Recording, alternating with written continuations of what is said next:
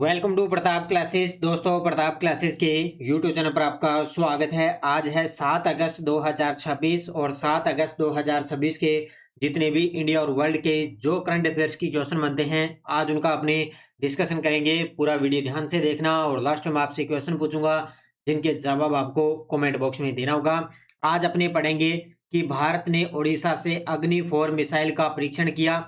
एशियाई rafting championship 2026 की मेजबानी किसे मिली है और अमेरिका के मैसाचुसेट्स ने 15 अगस्त को इंडिया डे घोषित किया है। इनकी आज हम चर्चा करेंगे पूरे लेटेस्ट न्यूज़ के साथ में। डेली आपको सुबह ये करंट अफेयर्स की क्लास आपको मिलती है।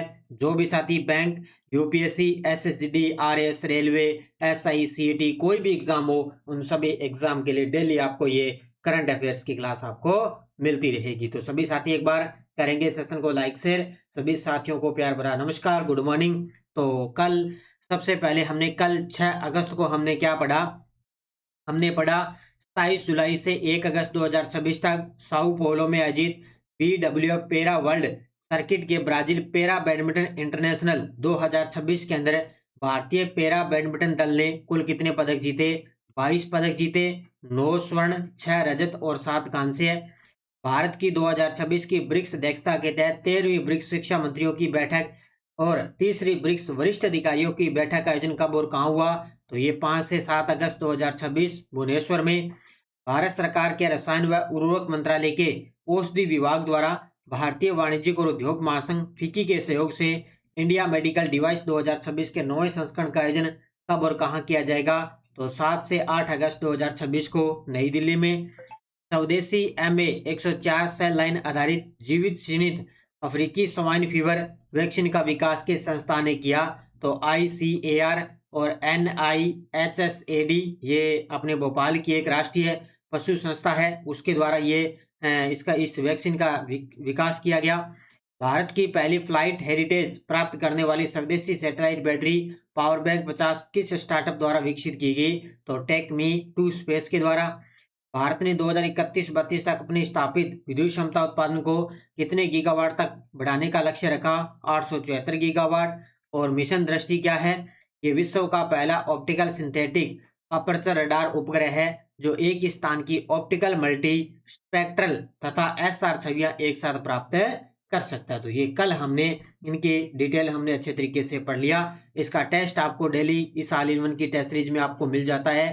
डेली टेस्ट मिल जाता है, डेली क्लास की PDF, weekly test, monthly test. और अभी जैसे आपको जुलाई महीने की क्लास आपको यूट्यूब पर मिल गई, जुलाई महीने की पीडीएफ आपको मिल गई और जुलाई महीने का 2 पार्टों में आपको इस टेस्ट सीरीज के अंदर आपको टेस्ट मिल चुका है। तो जरूर आप इसको ज्वाइन करें। प्रताप क्लासेस का एप्लीकेशन डाउनलोड करके अगर कोई समस्या हो तो इस नंबर पे आप ओनली व्हाट्सएप मैसेज करके पूछ सकते हो। ठीक है, तो अब करें स्टार्ट आज की क्लास। सभी साथी एक बार कर दें सेशन को लाइक और शेयर। 7 अगस्त 2026 और आज आपको पता है 7 अगस्त को 2 महत्वपूर्ण दिन भी है। क्या क्या है? एक तो आपको पता है राष्ट्रीय हथकरघा दिवस आज बनाया जाएगा, उसमें मुख्य अवार्ड्स भी दिए जाएंगे नई दिल्ली के अंदर। कल अपने चर्चा करेंगे भी किन किन को अवार्ड मिला है। और साथ में आज 7 अगस्त को राष्ट्रीय जेवेलिन दिवस यानी कि भाला फेंक दिवस भी है, जिसमें नीरज चोपड़ा का नाम भारत के अंदर विश्व प्रसिद्ध है। तो ये आज 2 दिवस महत्वपूर्ण बनाए जाएंगे। ठीक है, अब करें स्टार्ट आज की क्लास। 7 अगस्त 2026 और आज की क्लास का पहला क्वेश्चन आपके सामने।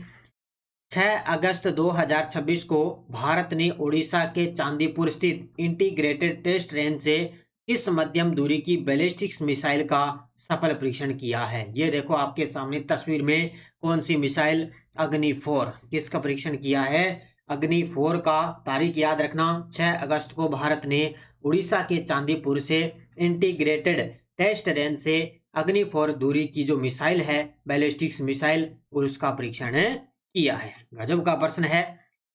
तो अग्नि 4 मिसाइल का परीक्षण हुआ 6 अगस्त को। अग्नि 4 मिसाइल ये मध्यम दूरी की बैलिस्टिक्स मिसाइल है। कहां से इसका परीक्षण हुआ? चांदीपुर उड़ीसा से। किसकी देखरेख में हुआ? तो स्ट्रेटेजिक फोर्स कमांड यानी कि एसएफसी, इसकी देखरेख में इसका परीक्षण हुआ।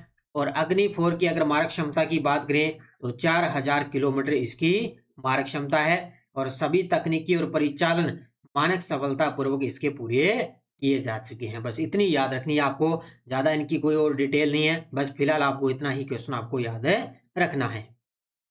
5 से 9 अक्टूबर 2026 तक आयोजित होने वाली एशियाई राफ्टिंग चैंपियनशिप 2026 की मेजबानी कौन सा शहर करेगा? तो ये लीजिए भी, 5 से 9 अक्टूबर के बीच में आयोजित होगी एशियाई राफ्टिंग चैंपियनशिप 2026। इसकी मेजबानी कौन सा शहर करेगा? तो ये करेगा बोलोंग। कौन सा? बोलेंग जो शहर है ये कहाँ पे है? अरुणाचल प्रदेश के अंदर। कहाँ पे है? अरुणाचल प्रदेश के अंदर बोलेंग शहर है, जो क्या है आगे अक्टूबर महीने के अंदर होगी एशियाई राफ्टिंग चैंपियनशिप 2026, उसकी मेजबानी करेगा। ये देखो इस प्रकार होती है ये चैंपियनशिप। तो बस याद रखना, एशियाई राफ्टिंग चैंपियनशिप 2026 स्थान होगा बोलेंग, सियांग जिला है अरुणाचल प्रदेश के अंदर। 5 से 9 अक्टूबर 2026, 5 दिन की अवधि। और कौन सी नदी? सिमांग नदी, जो सियांग नदी की श्रेणी 3rd+ की सहायक नदी है। तो ये आपको याद रखना है। और आपको पता है अरुणाचल प्रदेश के अंदर एक और चर्चा में स्थान है ग्लू लेक। कौन सा? ग्लू लेक झील है, जो अभी भारत की 101वीं रामसर साइट भी घोषित की जा चुकी है। इसलिए अरुणाचल प्रदेश की पहली रामसर साइट झील, ये रामसर साइट कौन सी होगी? ग्लो लेक झील हो चुकी है। तो ये आपने पढ़ा, साथ साथ में इस प्रकार चीजें आपको याद रखा करो। अगस्त 2026 में श्रीलंका के सर्वोच्च राज्य या सांस्कृतिक सम्मान श्रीलंका रंजना से किसे सम्मानित किया गया है? अब ये गजब का प्रश्न है, आपको याद रखना है। तो ये सम्मानित किया गया, यानी कि श्रीलंका का सर्वोच्च नागरिक ये सम्मान है श्रीलंका रंजना से किसे सम्मानित किया गया? डॉक्टर एल सुब्रमण्यम को। किसको सम्मानित किया गया? डॉक्टर एल सुब्रमण्यम को। ये देखो आपके सामने तस्वीर के अंदर। तो सम्मानित हुए हैं डॉक्टर एल सुब्रमण्यम। ये प्रख्यात वायलिन वादक और संगीतकार हैं। इनको श्रीलंका का सर्वोच्च राज्य या सांस्कृतिक सम्मान मिला है श्रीलंका रंजना। क्या कारण? संगीत के अंदर उत्कृष्ट योगदान और भारत श्रीलंका सांस्कृतिक संबंधों को सुदृढ़ करना। और धार्मिक और सांस्कृतिक मामलों की जो मंत्री हैं हिनीदुमा सुनील सेनेवी, उन्होंने उनको ये अवार्ड दिया। तो याद रखना, अपने भारतीय हैं ये डॉक्टर एल सुब्रमण्यम। इनको श्रीलंका का सम्मान श्रीलंका रंजना से सम्मानित किया गया है। कहाँ पे? कोलंबो श्रीलंका में। वर्तमान में श्रीलंका के राष्ट्रपति अनुराग कुमार दिसानायके और प्रधानमंत्री है हरिनी अमरसूरिया। ठीक है, तो ये आपको याद रखना है।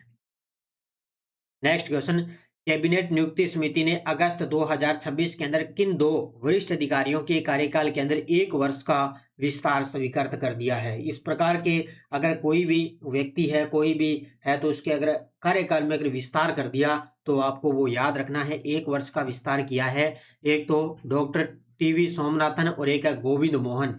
ये दोनों के दोनों हैं वरिष्ठ अधिकारी। इन दोनों के अंदर कार्यकाल के अंदर 1 वर्ष का विस्तार कर दिया है। तो याद रखना, टीवी सोमनाथन और गोविंद मोहन। ठीक है, तो कैबिनेट नियुक्ति समिति ने 1 वर्ष का विस्तार किया है। किसकी अध्यक्षता में? प्रधानमंत्री मोदी की अध्यक्षता में।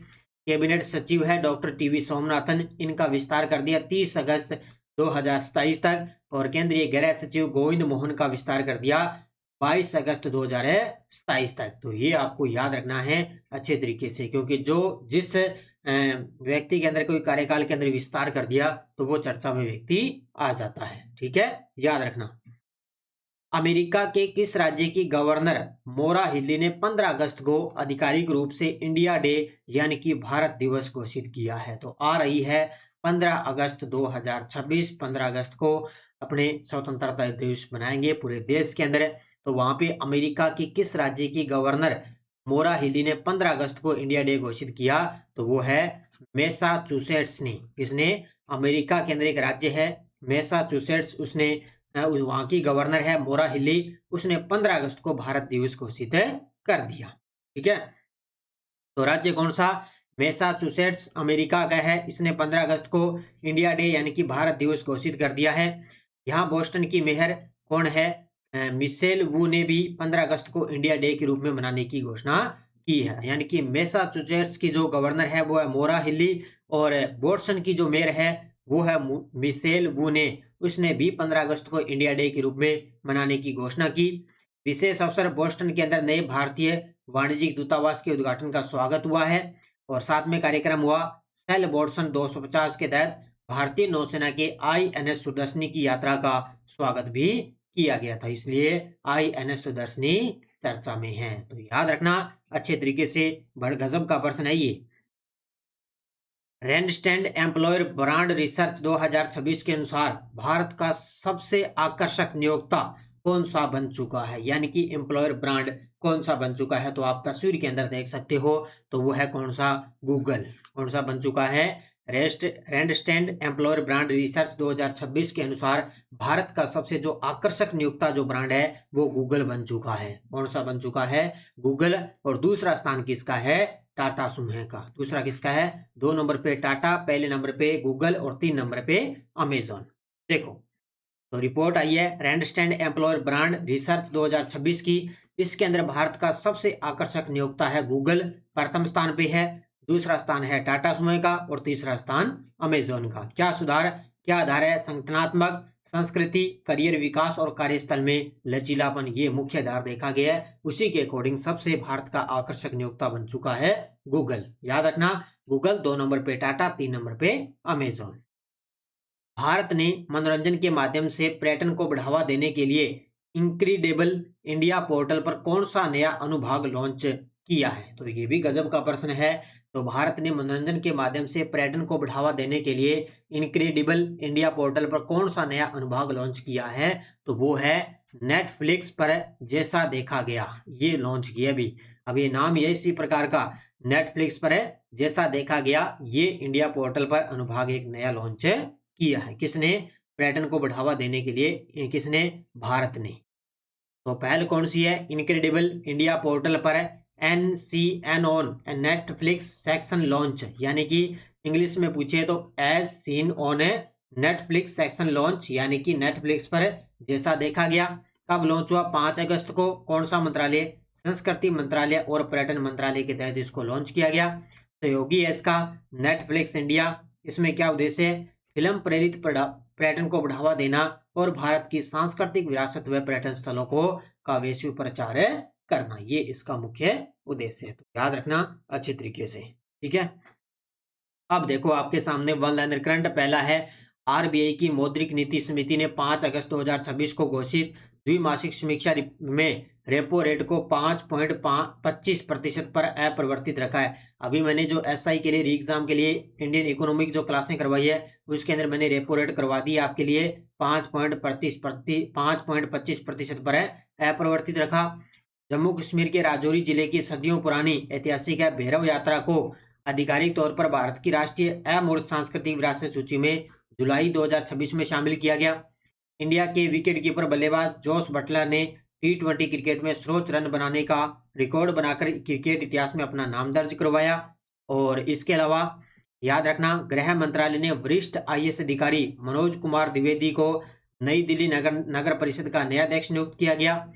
इथोपियन एयरलाइंस के पूर्व मुख्य कार्यकारी अधिकारी टेवोल्डे ग्रेबे मारियम को एयर इंडिया का नया मुख्य कार्यकारी अधिकारी नियुक्त किया गया। तो ये सीधे प्रश्न आते हैं, ज्यादा इनके बारे में पढ़ने की जरूरत नहीं है। जो सीधे आपको मैं नई नियुक्ति हो रही है ना, किसी कोई संस्था है, कोई बड़ी बड़ी कंपनियां वगैरह है, ठीक है, तो वहां पे क्या है, सीधा अगर कोई व्यक्ति नियुक्त हो रहा है तो उसको सीधा प्रश्न आएगा एग्जाम के अंदर। तो ये सीधे मैं आपको करवा रहा हूँ, इसमें और आपको ज्यादा डिटेल पढ़ने की जरूरत नहीं है, ठीक है।